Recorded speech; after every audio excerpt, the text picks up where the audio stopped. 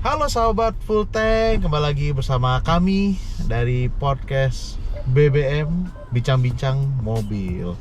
Ada saya Mbak Ivan dan ada Om Adit. Buat yang ini Om Adit nih sudah berkarir puluhan tahun di jurnalisme. Dan ada Mbah juga ngapain nggak tahu juga sih. Halo semua. Dan biasanya kita ada member ketiga ya, tapi lagi berhalang hadir nih, Bapak Hafiz. Ya sudah pindah, mau ganti KTP sepertinya. Iya, jadi sementara kita berdua dulu. Mungkin sedikit intro memperkenalkan diri masing-masing. Tadi seperti udah disebut sama Mbah Ivan, saya Adit, saya udah berkarir di media otomotif sudah 22 tahun. Dulu saya 15 tahun di Kompas Gramedia dan sampai saat ini saya sebagai publisher di Cinta Mobil. Luar biasa. Oke, jadi Mbak Ivan, topik kita apa nih hari ini? Apa kebetulan kan tadi sudah terlihat lah kita lagi bawa mobil apa? Iya, buat yang nyadar ya, lagi sambut mencoba Ioniq 6. Sudah Ioniq 6. Yaitu mobil listrik. Mobil listrik. Oke, jadi gimana nih pendapat Mbak Ivan yang Mbak Ivan ini kan terkenal orang yang sangat gemar sejarah otomotif. Bacaannya tuh majalah-majalah lama, iya, bahkan majalah yang saya dulu bekerja. Jadi kira-kira ini sebagai Mbak Ivan yang kebetulan juga masih muda, iya. Bagaimana pendapat Mbak Ivan mengenai mobil ini dulu deh sebelum kita membahas mobil listrik secara keseluruhan? Oh, kita ngomongin mobil dulu, Hyundai dulu yang saja ini, langsung. Ini kan tapi ini bukan endorse belum. Bukan. Jadi agak semi review deh belum ngomong ini ya. Ini Ioniq 6 ini kan satu platform sama Ioniq 5, tapi udah kerasa beda banget. Ini jadikan sedan. Kalau jujur bentuknya saya masih agak butuh adaptasi ya. Tapi kenapa bentuknya begitu kan karena buat aerodinamika.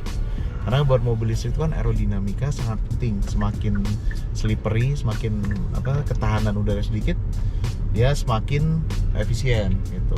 Tapi kalau secara overall ini udah mobil premium banget gitu, dari kualitas interior, performanya juga. Ini dari tadi agak-agak ngantuk nih.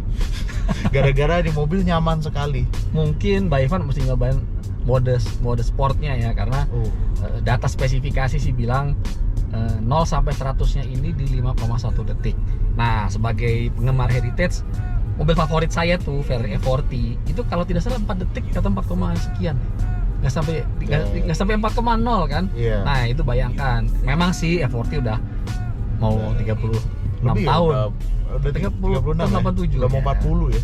Ya, jadi pasti tidak apple to apple, tapi kira-kira segitu bayangnya tenaganya seperti apa, dan handling comfort ya sudah tidak perlu dibahas lagi. Jadi kira-kira kalau Mbak Ivan punya uang 1,2 miliar, Mbak Ivan beli ini atau merek lain? Waduh. Bukannya ini Ioniq sih ya, tapi saya lebih prefer kakaknya nih Ioniq 5. Mungkin karena suka SUV kali ya, terus sama dia kayak aduh, udah ada sedan kok kenapa SUV? Ada di situ kebetulan. Nah, kita jalan di Jakarta, pasti akan ketemu yang namanya Ioniq 5. Karena Ioniq 5 itu adalah mobil listrik terlaris di Indonesia saat ini. Saat video ini buat dia menunjukkan bahwa Hyundai ini untuk membuat mobil ini benar-benar sangat cepat ya. Dari mungkin masih kan dulu pertama kali yang Ioniq doang tuh itu kan masih kayak vibe-nya kayak memang mobil biasa diubah menjadi listrik. Ya. Ini udah benar-benar full total grown up karena udah sasis skateboard, udah dari nol. Tapi yang hebatnya memang bagaimana Hyundai ya dalam waktu yang relatif singkat ya, kan Om Adit ngerasa lah awal-awal kayak Hyundai datang ya. Ya. Dalam waktu 2 dekade lah kasarnya sudah bisa membuat mobil kayak begini. Betul. Ya, memang pendekatan yang mobil Korea itu memang beda. Dulu ketika awal mereka memposisikan sebagai mobil murah. Makanya kan banyak dikritik soal kualitinya dan macam-macamnya. Tapi sekarang kan bisa terlihat sendiri sejak beberapa tahun yang lalu mereka memposisikan diri sebagai mobil premium. Maka kita bisa lihat ini scale finishingnya udah oke banget. Nah, kira-kira nih kalau Mbak Ivan nih melihat, kan kita tahu nih pemerintah Indonesia tuh pengen banget nih memasyarakatkan mobil listrik dengan segala macam subsidi pajak yang banyak lah. Detail-detailnya nanti bisa dilihat di tulisan di bawah ini. Kira-kira sebenarnya bahkan terakhir saya baca pemerintah itu maunya 400.000 mobil listrik di tahun 2030. Padahal itu bentar banget ya, loh, hanya 7 tahun. 7 tahun ya. Padahal nih sekarang pasarnya baru 1%. Kan kalau 400.000 itu artinya kita sebut misalnya pasar Indonesia growth-nya setahun berapa persen lah. 1 juta sekarang. 400.000 itu kan 40%. Dari 1 ke 40 itu bagaimana? Jadi kalau Baifan tuh sekarang kita lihat mobil listrik kan yang ada murah, ada Wuling REV, lalu ada yang mahalan dikit, ada kemarin pemain baru Neta. Kebetulan saya minggu lalu test drive Neta. Di atas Neta ada MG. Betul. Oh sorry, di harga Neta ada Citroen EC3. Nah di atasnya lagi 300 juta itu ada si MG 4EV. Lalu di atasnya lagi Ioniq 5 yang tadi Baifan itu suka. Kemudian ada BZ4X. Namanya agak panjang itu. Itu ya. Terus belum lagi mulai segmen premium. Ada Ioniq 6, belum makin naik lagi ada BMW i4. i4 sudah sampai segmen ultra premium. Ini Mercedes EQS. Kabarnya dengar sih ada yang mau datang juga, Om. Iya, betul. Yang mereka 3 huruf ya? Iya, 3 huruf. Yang mana nih? Premium, yang dari Inggris lah. Kalau ngomongin mobil Inggris, mobil mewahnya pasti akan teringat merek itu ada ininya. Huruf R? Iya, huruf R. Spectre. Kabarnya. Spectre kabarnya mau hadir sebentar lagi. Nah, dari situ tuh Om Adit, bahwa pemerintah udah ada target ingin penjualan mobil listrik mencapai 400.000 pada tahun 2030. Kira-kira bisa tercapai nggak nih? Kalau jujur sih saya agak ragu akan bisa secepat itu ya, karena yang saya perlu gini, saya juga perlu cek nih 400.000 apakah hanya baterai electric vehicle atau semua elektrifikasi, karena kita tahu kalau merek Jepang itu kan mereka mengincar banget sih elektrifikasi itu kan. Mereka minat banget elektrifikasi itu dengan segala untuk menurut mereka lebih pas, karena Toyota kan kita tahu Toyota termasuk yang die-harder anti electric vehicle kan, Toyota itu kan. Jadi kalau saya pikir ini kemarin saya cukup menarik nih. Saya nonton dokumenter dari DWTV Jerman. Orang Jerman saja bilang mobil listrik itu mahal. Orang Jerman loh, bayangkan, apalagi kita, karena kalau kita lihat mobil paling laku di Indonesia itu apa? Di kelas apa? Low MPV, low SUV, di mana itu tidak lebih dari 300 juta kan. Innova lah masih 450 juta masih laku. Tapi kan yang tergemuknya itu kan low MPV 300, ya kita sebutnya masih 400 juta dah. Adakah mobil listrik di 400 juta rupiah yang bisa menggantikan mensubstitusi Avanza itu? Nah itu dia. Ada tidak low MPV lah kalau kita bahas? Saat ini kan belum ada. Ini kita belum bicara infrastruktur pola ya, karena saya kemarin sempat punya teori yang cukup aneh lah. Saya sebut ada 3P gitu yang bisa untuk memasyarakatkan mobil listrik di Indonesia. Yang satu pasti produknya harus sesuai dengan kebutuhan produk dan harga lah, P pertama. Yang kedua itu penjual siapa, karena kita tahu kalau tidak Jepang yang main di Indonesia sepertinya butuh waktu lama, karena kita lihat Korea itu sudah dari tahun 95 di Indonesia. Mbak Ivan bisa nebak nggak kira-kira berapa market share mobil Korea sekarang ya? Pernah baca atau bisa kira-kira tidak? Mungkin masih 10-15 ada, Om Adit. 3,7% merek Korea. Itu data sampai Agustus. Dan ini untuk brand yang sudah hadir ya, kasarnya 20 tahun lah. Ya. Sementara merek Tiongkok itu di 2,5 sampai 3, dan 3 tahun terakhir itu stagnansi di angka segitu saja.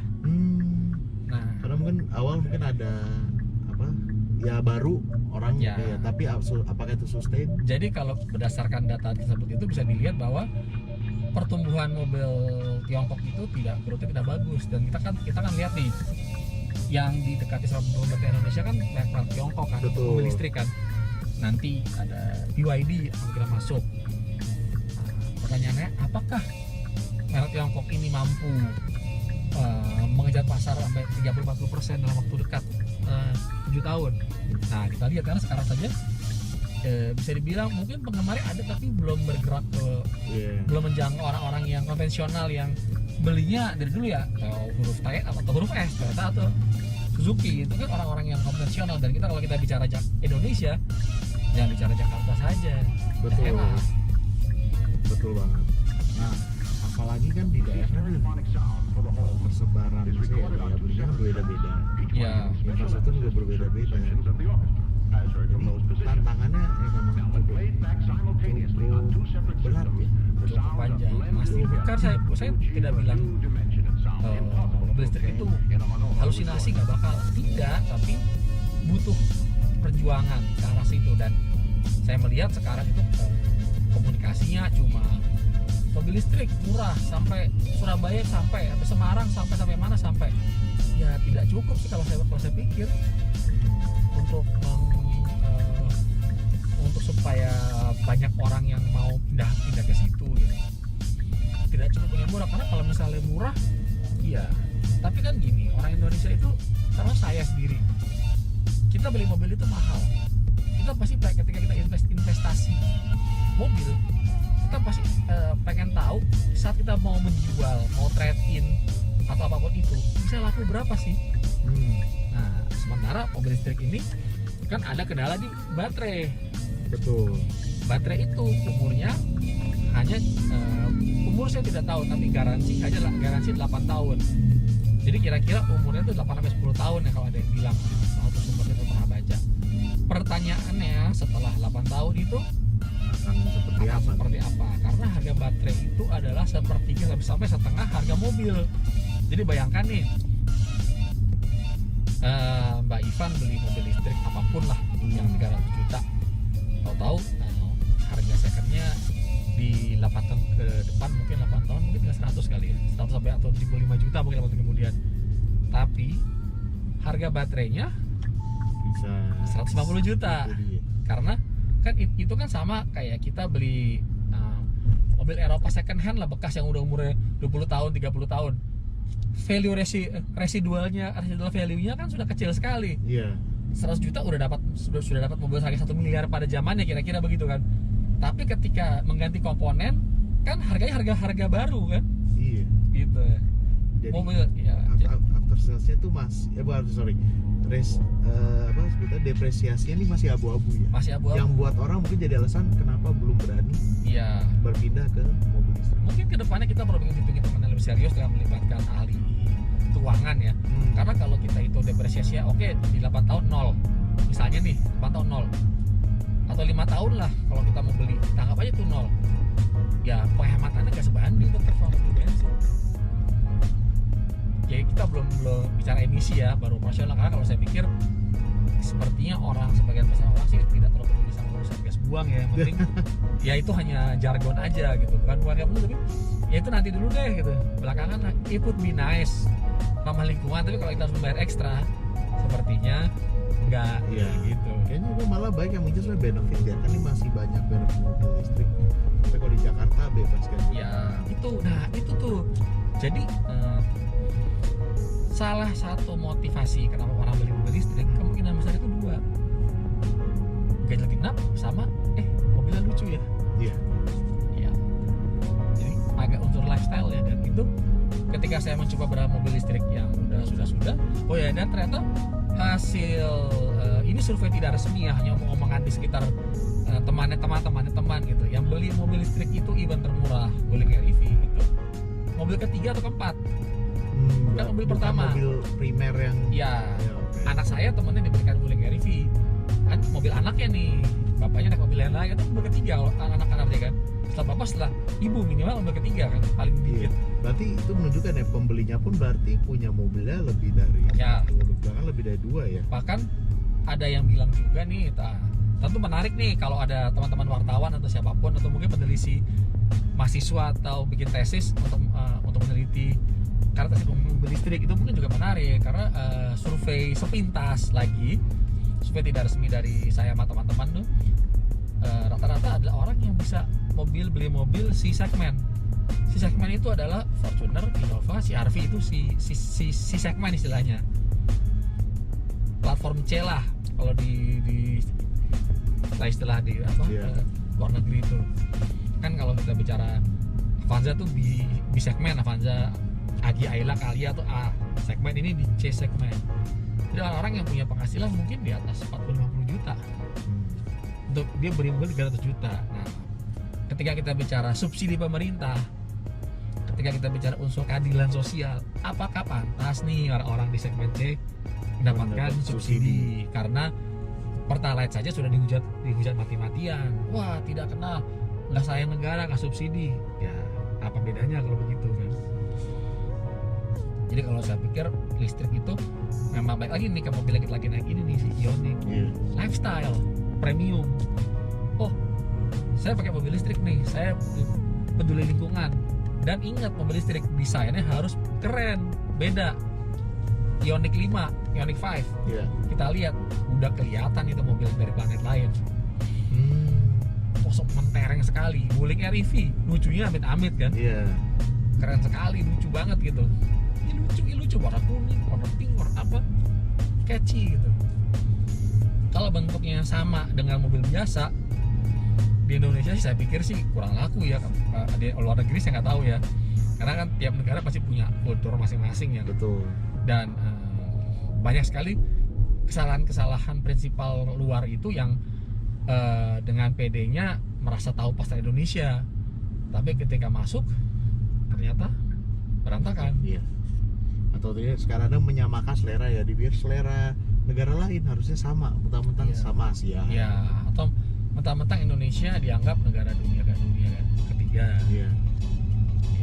Tapi memang Indonesia itu memang pasar yang cukup unik karena penduduk kita besar, tapi persentase kelas menengahnya kecil. Karena penduduknya besar, persentasenya itu menjadi besar.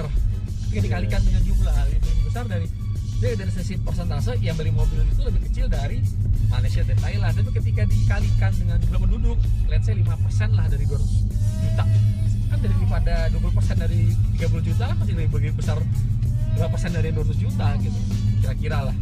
Betul, hitungannya bener ya? Gitu lah. Maaf kalau salah. Gitu.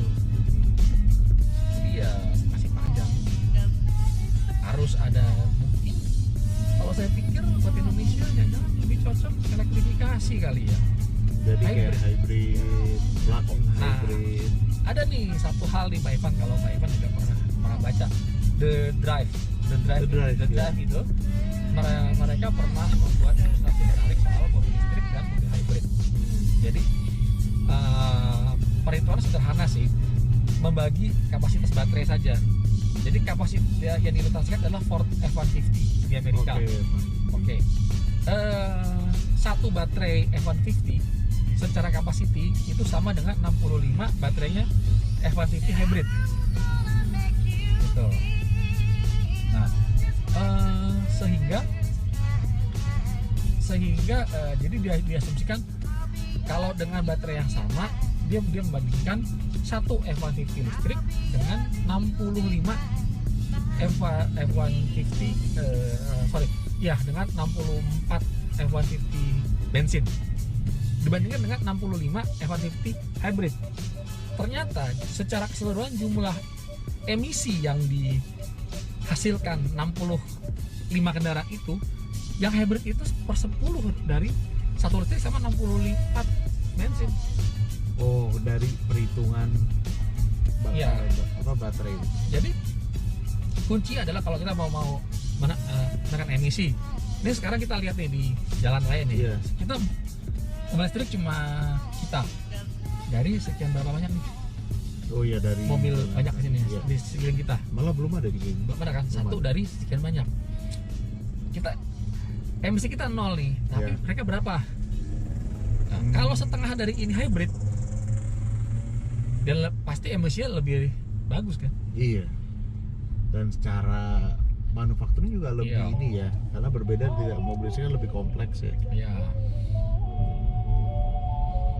Gitu. Jadi memang ya menurut saya mungkin buat Indonesia jangan terlalu memaksakan untuk harus listrik semua ya, mungkin. Iya. Karena kondisi geografisnya, iklimnya atau macam-macamnya itu karakter masyarakatnya tidak bisa untuk dijadikan belum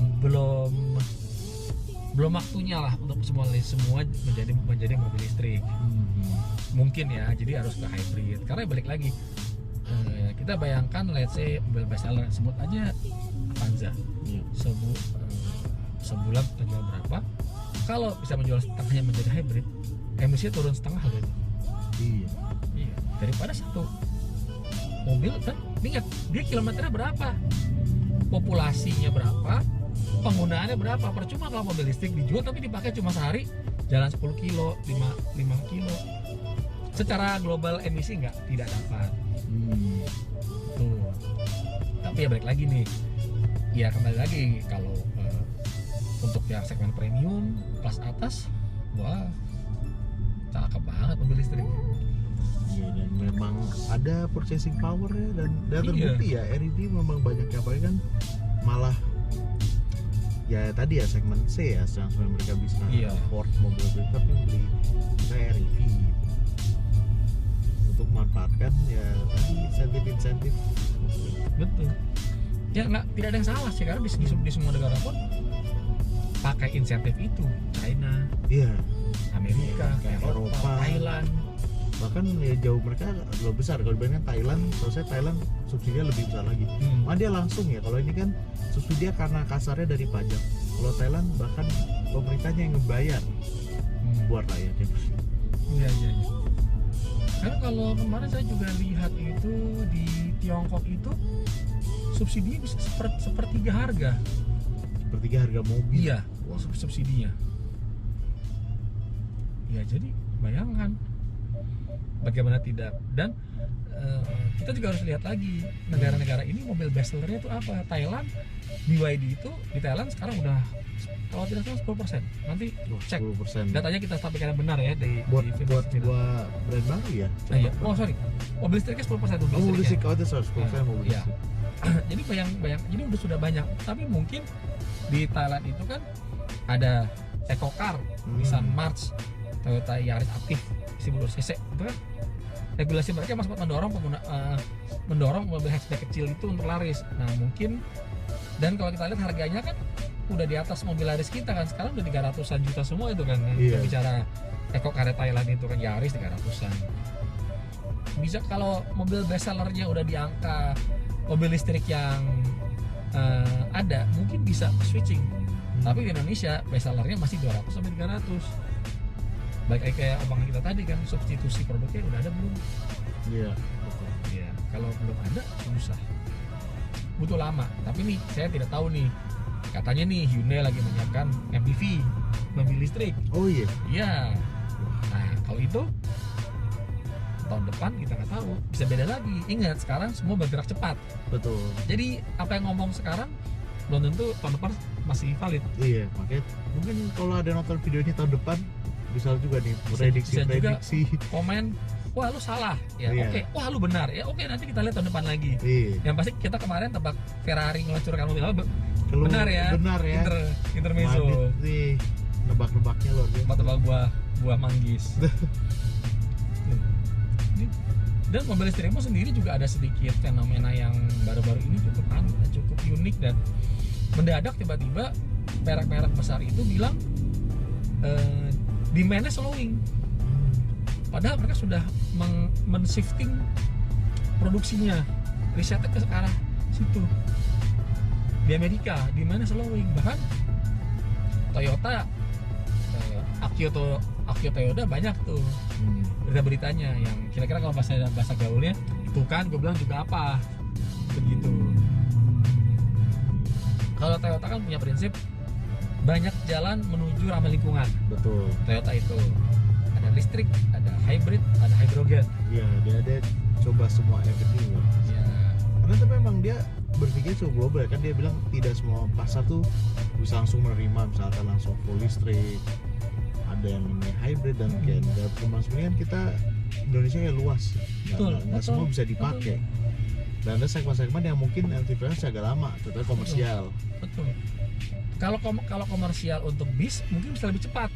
Tapi bis jarak pendek ya. Iya, bis bisa kota maksudnya. Iya, itu kan bisa dipercepat. Dan mungkin ya kayak karena kan seperti contoh IKN ya. Kan IKN yang baru katanya akan lebih banyak yang listrik. Mobil pengangkutan yang di area kota gitu kan akan ada misalnya area bebas emisi gitu. Ya. Ya itu sih bisa saja kan, kalau di Indonesia kan baru Taman Mini ya.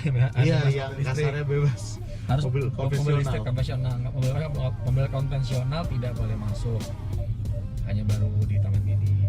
Negara lain kota lain masih belum. Memang meskipun sudah banyak privilege dari beberapa mall, ada tempat parkir khusus mobil listrik sudah ada. Tuh. Dan kalau nggak salah kalau di kantor-kantor pemerintahan ya di Jakarta ya itu harga buat mobil listrik dia harganya parkir lebih murah ya. Lagi. Nah ini yang baru seru lagi karena ketika saya beberapa bulan lalu itu saya sempat berpendapat bahwa penggunaannya akan menyulitkan. Nah setelah beberapa kali saya mencoba, saya terus terang bukan tipe yang kami ini jurnalis kan sering diajak media test drive, hanya 3 hari dengan kondisi yang sebenarnya sudah disesuaikan dengan si mobil. Nah saya selalu cenderung kalau saya dari dulu zaman saya masih di majalah yang cetak, kalau ada mobil saya selalu bawa pulang dan saya akan cek konsumsi BBM ya, karena kan kadang-kadang nih gini, ada dulu kami di tempat lama nih kita punya metode pengetesan bensin yang jalan kecepatannya berapa kilometer per jam. Sebetulnya kalau buat kita yang tinggalnya di pinggir kota, Bekasi terutama atau apa, udah tidak valid. Jadi biasanya saya tuh tes dengan kondisi real. Untuk kemarin saya juga berapa kali tuh saya coba Wuling REV, Neta V, kemarin MG4 EV, saya coba dengan simulasi sehari-hari gitu. Nah ternyata dari sisi penggunaan sih sebetulnya sudah tidak terlalu menyulitkan. Memang wajib punya wall charging. Untungnya APM sekarang biasanya satu paket tuh sama mobil. Ya. Kalau tidak wall charging itu Neta, saya ngecek Neta itu kira-kira butuh 20 jam untuk full. MG4 EV biasa ya. Lebih lama, mungkin karena ampernya beda lebih lama lagi. Saya itu 30 jam untuk full. Waduh. Ya. Lebih dari. Nah itu. 2 hari ya. Tapi ya balik lagi ya, kalau orang punya mobil listrik pasti siap dengan wall charging yang 7 kW. Jadi kalau baterai 45 kW dibagi 7,7 aja mungkin kira-kira 7-8 jam lah untuk full. Atau bisa ke DC quick charging yang di SPKLU, misalnya di rest area atau di mana. Memang cepat dan tidak mahal. Kemarin saya mengisi 20 kW yang artinya setengah baterai itu hanya 50.000. Hanya 50.000. Hanya 50.000. Waktu charge 30 menit. Tapi ingat, kita nggak mungkin kan hanya mengecas 5 jam. Iya, pasti. Jadi jangan lupa tambahkan biaya kopi. Kecuali bisa nggak ngapa-ngapain. Iya. 30 menit. Jadi setelah kita ngobrol panjang lebar nih, kesimpulannya apa nih, Pak Ivan? Kan nggak mungkin kita ngobrol panjang lebar kalau judul ada kesimpulan. Kan apa yang bisa kita capai dengan diskusi kita hari ini? Ya, berarti kalau melihat dari data yang kita kumpulkan tadi ya, dari pengguna mobil bahkan masih karena lifestyle. Ya. Dia bukan jadi mobil pertama, ini jadi mobil kedua, ketiga, bahkan yang teman sampai mobil keempat. Ya. Dan juga tandanya bahwa mobil listrik itu memang harus, bukan harus ya, agak premium jatuhnya. Iya. Masih premium karena emang harganya masih relatif mahal. Baterainya memang mahal, baterainya apalagi, karena juga teknologinya beda, bukan baterai yang biasa dipakai untuk apa ya, baterai remote. Barangkali kan orang bikin baterai HP gitu, bahkan kalau lebih lagi di atas. 2 tahun gendut. Nah itu, dan juga berarti ada beberapa faktor ekstra juga kayak tadi kita menduga ada faktor depresiasi kedepannya gimana yang menahan orang untuk mencoba mobil listrik. Dan yang penting juga tadi juga ini ya, bahwa untuk mencari solusi nih kita yang mau elektrifikasi gitu, bahwa tidak harus selamanya berrely pada full listrik ya. Ya. Bisa ke teknologi tadi hybrid atau plug-in, malah sekalian hydrogen. Satu lagi, sustainable fuel. Sustainable fuel. Nah, Iya. F1 balap udah coba pakai itu. Iya. Dan juga udah ada yang carbon neutral. Iya, gitu. carbon Jadi neutral. tetap bensin biasa tapi dicampur Iya. bahan renewable dan juga Iya. gimana sistem pengirimannya udah di itu sehingga akhir-akhiran karbon netral. Iya. Jadi mobil listrik ini ya sebenarnya sesuatu yang menarik. Maksudnya dari cara performa kan seperti kita rasain ini ya, keuntungan nyaman banget dan pasti luas karena Iya. packagingnya bisa ini. Betul, platformnya bisa fleksibel. Iya. Tapi itu bukan kayak kartu as nih.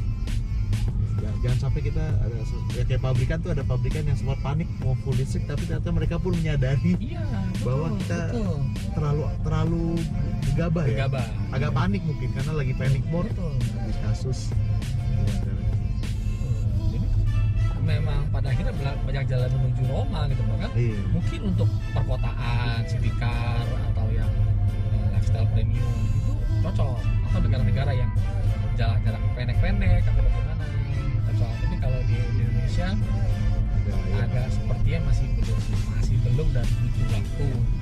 Ini kita belum bicara soal produksi Iya. baterai, tambang dan lain-lain, yaitu di luar Iya. topik kita hari ini kan, itu kampanye Galileo dan Iya. kita expert lagi untuk bahasnya. Nggak boleh lagi ngomongin yang ekstra tadi kan seperti fasilitas. Atau listriknya dari apa, batu bara itu Nah kita itu tuh di luar kita tadi kita basic kita mobilnya kita aja. hanya full fokus di mobil saja. Iya. Berarti juga harusnya bisa jadi ini buat pembuat kebijakan bahwa jangan terlalu, kalau bahasa Inggrisnya put one egg in a basket Ya, jangan betul, terlalu, betul. jangan sampai kita mengulangi kejadian pabrikan tersebut. Betul. Jadi memang kalau apa ditanya mobil listrik itu apakah punya prospek di Indonesia? Punya Sekali. tapi apakah akan mampu terjual 400.000 dalam 2030 Iya. ke depan? Rasanya saat ini masih perlu dihitung ulang. Iya. Tapi kalau kita bicara elektrifikasi, mungkin sekali. Jadi itu dia ya pembahasan hari ini di BBM tentang mobil listrik. Benar juga nih kalau ada yang mau komen di bawah, terutama yang pengguna mobil listrik mungkin mau sharing gitu. Ya. Karena tadi kita belum banyak ngomong, termasuk kita yang pengen juga dari pengguna tuh gimana tuh. Kayak jarang ya orang melihat Betul. pengguna. Betul. Kami juga pengen tahu nih pengguna seperti apa. Iya. Pola penggunanya seperti apa. Betul. Karena terakhir saya nanya kepada salah satu APM, gimana sih pola pengguna, jawabannya malah Mas bawa aja mobilnya coba sendiri gitu. Nah. Ya oke, hasilnya seperti apa gitu ya. Jadi atau mungkin ada yang punya ide atau mau ikut nih Om Adit sama Mbak Hiva nih salah semua nih, saya ikut ngobrol di pokok sini. Boleh Kita banget nanti open Iya. untuk for discussion. Ya, jadi kita nunggu feedback dari para penonton semua. Ya. Oke. Dan kami ucapkannya terima kasih sudah Mau menonton mendengarkan kami. podcast episode kedua nih. Dan kalau Episode ada kedua. tadi kalau ada saran segala macam bisa taruh di bawah, dan jangan lupa subscribe kita di Bincang-bincang mobil. mobil. Kemudian juga ada di Instagram dan TikTok ya. Ya. TikTok juga. Ya, jadi terima kasih udah menonton. Sampai bertemu di episode berikutnya.